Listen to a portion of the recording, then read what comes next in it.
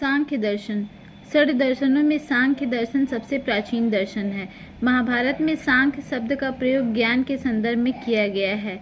सांख्य एक स्वतंत्र दर्शन है जिसमें शुद्ध ज्ञान की विवेचना की गई है। इस दर्शन के प्रणेता महर्षि कपिल माने जाते हैं।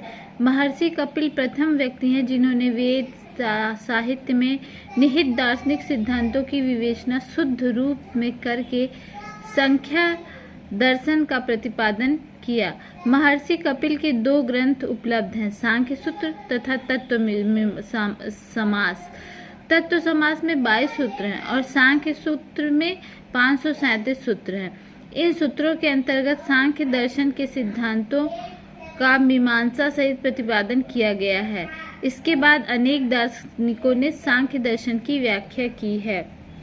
ईश्वरवादी या आस्तिक दर्शनों में सांख्य दर्शन वह दर्शन धारा है जो इस ब्रह्मांड को प्रकृति एवं पुरुष के योग से निर्मित मानती है। यह दर्शन धारा विश्वास करती है कि प्रकृति तथा पुरुष दोनों ही अनादि तथा अनंत हैं। यह ईश्वर के स्वतंत्र अस्तित्व को स्वीकार नहीं करती है। इसके अनुसार आत्मा को पुरुष अथवा चेतन तत्व माना जाता है। यह प्रतिपादन करती है कि मानव के जीवन का अंतिम लक्ष्य मुक्ति अथवा मोक्ष को प्राप्त करना है, जिनकी प्राप्ति ज्ञान और योग साधना से की जा सकती है। पुरुष एवं प्रकृति सांख्य दर्शन के दो मूल तत्व हैं। प्रकृति की 23 प्रवृत्तियां मानी गई हैं। इस प्रकार सांख्य दर्शन में कुल 25 तत्व हैं। कुछ विद्वानों का कहना है कि सांख्य बताने के कारण इस दर्शन को सांख्य नाम दिया गया। संख्या बताने के कारण इस दर्शन को सांख्य नाम दिया गया। सांख्य दर्शन प्रकृति और पुरुष की स्वतंत्र सत्ता में विश्वास करता है, इसलिए इसे द्वैतवादी दर्शन भी कहा जाता है। भागवत में सांख्य दर्शन के तत्व संख्यान या तत्व गणन कहा गया है। तत्संख्या में तत्वों की संख्या को भी निर्धारित किया गया है।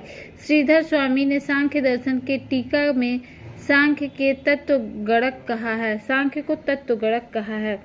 सांख्य दर्शन में ज्ञान मीमांसा तत्व मीमांसा का अधिक विवेचन हुआ है, जबकि योग दर्शन में उनकी व्यवहारिकता को प्राथमिकता दी गई है कि सांख्य दर्शन में जिन तत्वों को महत्व दिया गया है उनको कैसे प्राप्त किया जा सकता है। इसका उपाय तथा साधनों का विवेचन योग दर्शन में किया जाता है। अतः यह कहना उचित होगा कि सांख्य ज्ञान कांड है और योग कर्म कांड है।